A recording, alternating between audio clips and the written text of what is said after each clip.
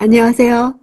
솔로몬이 두로왕 히람에게 보상한 내용과 다양한 건축 공사를 다룹니다. 오늘 본문은 열왕기상 9장 10절에서 28절입니다. 10절. 솔로몬이 여호와의 성전과 왕궁 이 두 건축물 짓기를 20년 만에 마치고. 솔로몬 왕국의 외교적 문제점이 성전 건축과 왕궁 건축이 완료된 시점으로부터 점진적으로 발생했음을 드러냅니다. 이러한 외교적 문제점은 솔로몬의 이기심과 부덕함에서 발생한 것으로서 급기야 하나님과의 언약도 어길 수 있다는 가능성을 열어놓는 것입니다. 11절. 두로왕 히람에게 갈릴리 땅에 있는 20개의 성들을 주었습니다.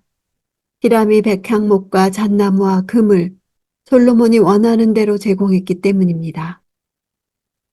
성전 건축이 시작되기 직전의 상황에서 이루어진 양자 간의 조약 체결과 대꾸를 이루면서 초기와 달라진 솔로몬 왕국의 변화를 보여줍니다. 처음의 관계가 평등과 만족의 관계라면 지금은 불평등과 불만족의 관계를 나타내고 있습니다. 이는 솔로몬 왕국이 최고 번영기를 누리고 있음에도 불구하고 그 안에 쇠락을 암시하는 불안한 요소를 내재하고 있었음을 보여줍니다. 솔로몬 당시 갈릴리 지역은 히람이 왕으로 있는 두로와 국경을 이루고 있었는데 솔로몬이 이 지역의 20개 성들을 히람에게 주었으므로 양국 간의 국경선에 변화가 생겼을 것입니다. 그러나 후에 솔로몬은 이 성읍들을 히람으로부터 다시 되돌려받아 성읍을 건축하여 이스라엘 사람들로 살게 했습니다. 12절. 그러나 히람은 두로에서 와서 솔로몬이 자기에게 준 성들을 보고 별로 기뻐하지 않았습니다. 처음에 솔로몬은 히람에게 건축 자재 공급의 대가로 식물과 밀과 기름을 주었었습니다. 즉 처음에는 양자 간에 필요한 것들을 서로 공급하므로 양자가 모두 흡족해하는 관계였던 반면 성읍을 준 것은 히람의 동의 없이 솔로몬에 의해 일방적으로 이루어지고 있고 히람은 이 보상에 대해 만족해하지 않았음을 확인할 수 있습니다. 솔로몬은 히람으로부터 많은 도움을 받았으나 솔로몬이 히람의 불만을 야기시켰다는 점에서 솔로몬의 공정치 못함을 드러내고 있습니다. 또한 솔로몬이 하나님이 주신 땅을 건축 자재 공급에 대한 보상으로 이방인에게 양도했다는 사실 자체도 엄연히 율법을 어긴 것으로서 어떤 이유에서든지 정당화될 수 없습니다. 하나님이 주신 약속의 땅을 거래의 대상으로 여겨 이방인에게 양도해버린 솔로몬의 비신앙적 처사는 이후에 그가 하나님과의 언약에도 소홀할 것을 암시합니다. 13절. 히람이 물었습니다. 내 형제여, 어떻게 내게 이런 성들을 주었소? 그러고는 그 성들을 가불 땅이라고 불렀습니다. 그리하여 오늘날까지 그 이름이 남아 있습니다. 히람이 솔로몬의 보상에 대해 기뻐하지 않고 불공정한 것으로 생각했던 이유는 솔로몬이 제공한 20성읍이 두로가 필요로 하는 농경지가 아닌 산지로서 농사에 적당하지 않은 땅이었기 때문입니다. 형제여라고 부른 것은 당시 왕들이 대화 때 상호 사용하던 호칭이었습니다. 대등한 관계에서 양국 간의 친밀성을 드러내는 호칭이었습니다. 가불이란 단어는 아무것도 아닌, 무가치한 이런 뜻의 고대 페니키아 말입니다. 히람에게 준 솔로몬의 산악지대 성읍들이 식량 문제로 고민하던 두로 사람들에게 아무런 도움이나 유익을 주지 못하므로 이에 대한 불만족스러운 심정을 표현하는 것입니다. 이는 솔로몬도 하나님이 주신 땅을 쓸모없는 땅으로 여겨서 히람에게 양도한 것으로 여겨집니다.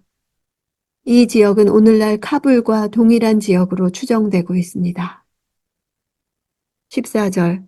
히람이 왕에게 금 120달란트를 보냈습니다. 히람은 솔로몬이 준 땅이 마음에 들지 않았지만 땅에 대한 대금을 치릅니다. 여기서 솔로몬과 히람의 관계가 드러나는데 히람이 솔로몬을 섬기는 봉신이라는 것을 알 수 있습니다.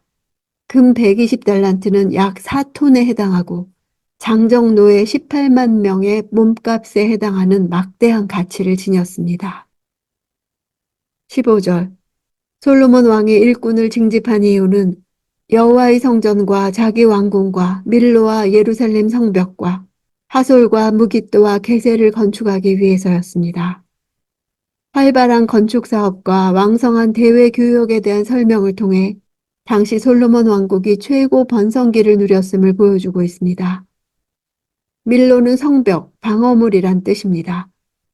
예루살렘 성읍에서 가장 취약한 부분인 북방의 방어를 위해 북쪽에 세워진 성체를 가리킵니다. 솔로몬이 성을 새로 건축했다는 뜻이 아니라 성전과 새 왕궁을 수용하기 위해 다윗성을 확장하고 노후화된 성벽을 튼튼히 하고 무너진 곳을 수축하는 공사를 했다는 뜻입니다. 밀로와 하솔과 게셀은 북쪽과 남쪽을 잇는 경제적, 군사적으로 매우 중요한 해변길의 길목에 있는 도시들로 새 도시를 지은 것은 중요한 도로를 지키기 위해서입니다. 16절. 이집트 왕 바로가 전에 게셀에 올라가 함락한 뒤 불을 지르고 그곳 가나안 주민들을 죽이고 그 성을 솔로몬의 아내가 된 자기 딸에게 결혼 선물로 주었습니다.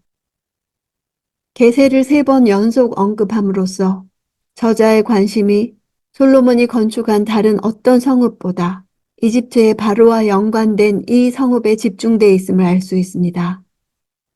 게셀의 역사적 배경으로 이집트 바로가 가나안 땅을 보복적으로 공격한 사실이 있었던 것을 밝히고 있습니다.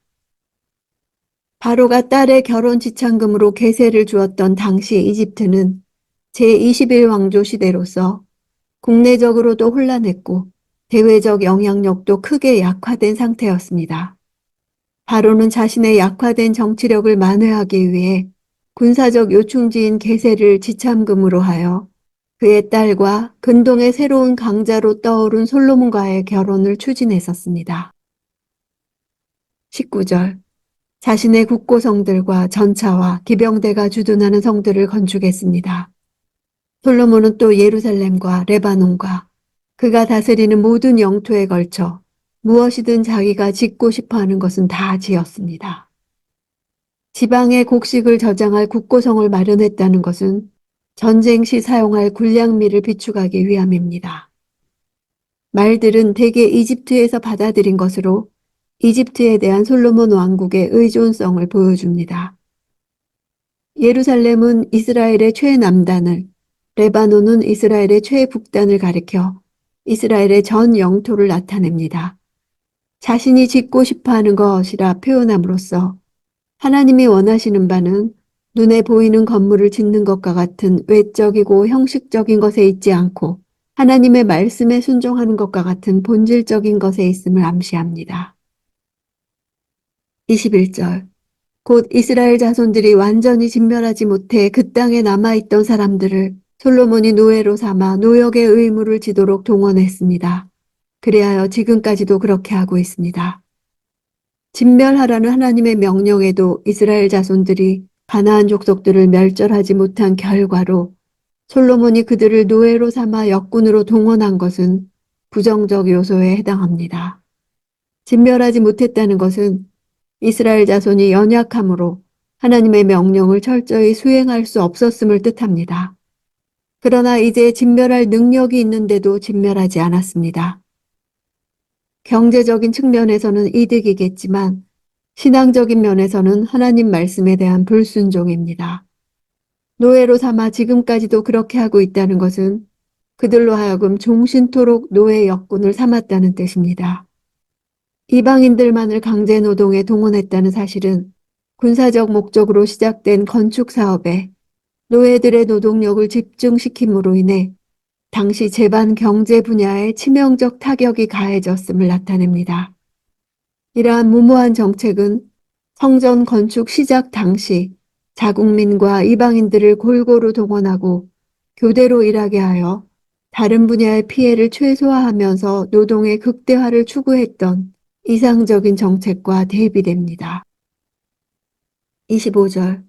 솔로몬은 여호와를 위해 지은 제단에서 1년에 3번씩 번제와 화목제를 드렸고 여호와 앞에 놓인 제단에서 분향도 했습니다. 이렇게 솔로몬은 성전 건축을 마쳤습니다.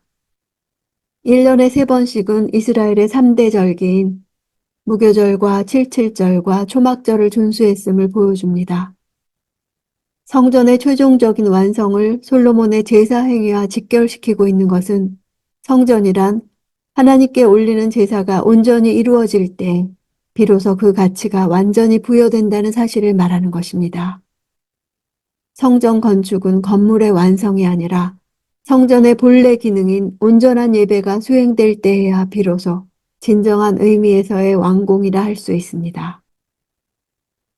26절 솔로몬 왕은 또한 에돔 땅 홍해가의 엘롯 근처 에시온 게벨에서 배들을 만들었습니다. 홍해는 이집트로 들어가는 길목에 있는 장소로서 이곳에서 배를 제작했다는 것은 당시 솔로몬 왕국이 이집트와 매우 친밀한 관계를 유지하고 있었음을 반영합니다. 솔로몬이 해상 무역이 가능할 수 있었던 것은 당시 이스라엘이 안정적인 국방력을 갖추었고 이집트, 시리아, 아라비아 등을 잇는 지정학적 이점을 충분히 활용했기 때문입니다. 저자는 솔로몬이 역군을 일으켜 이스라엘 전역에 퍼져 있는 전략적 요충지를 요새화하는 결론부에서 밀로의 건축만은 일반 다른 건축과 달리 바로의 딸이 다윗성에서 나와 솔로몬이 그녀를 위해 건축한 궁에 이르렀던 그때 비로소 시작되었음을 강조합니다. 이와 같이 밀로 건축과 바로의 딸을 연관시키고 있는 의도가 있습니다. 밀로는 예루살렘 성에 수축된 것으로 솔로몬 왕국의 안전을 담보하는 상징이며 바로의 딸은 정략 결혼의 산물로서 이집트에 의존하고 있는 솔로몬 왕국의 불안정한 미래를 상징합니다. 따라서 저자는 솔로몬이 비록 밀로와 같은 건축물로 왕국의 안전을 도모하려 했지만 하나님만을 의지하지 않고 이집트와 같은 세상 나라에 의존하는 비신앙적 태도로 인하여 왕국은 여전히 불안정할 수밖에 없었다는 사실을 전달합니다. 1장에서 11장의 솔로몬 이야기의 구조를 보면 성전과 왕궁을 중심으로 전환점을 이루는 것을 알 수 있습니다. 7장의 바로의 딸에 대한 이야기가 가장 중심에 있고 그 이후로 결국 하나님의 뜻에 어긋나는 일들을 하게 되고 마침내 그 나라가 나뉘게 되는 결말로 흘러갑니다. 열왕기서가 솔로몬부터 시작하는 근거를 보여주는 것입니다. 긍정적인 또한 부정적인 나의 삶의 분기점은 어디입니까? 어느 지점부터 새로운 일이 시작되었는지 아는 것이 중요합니다.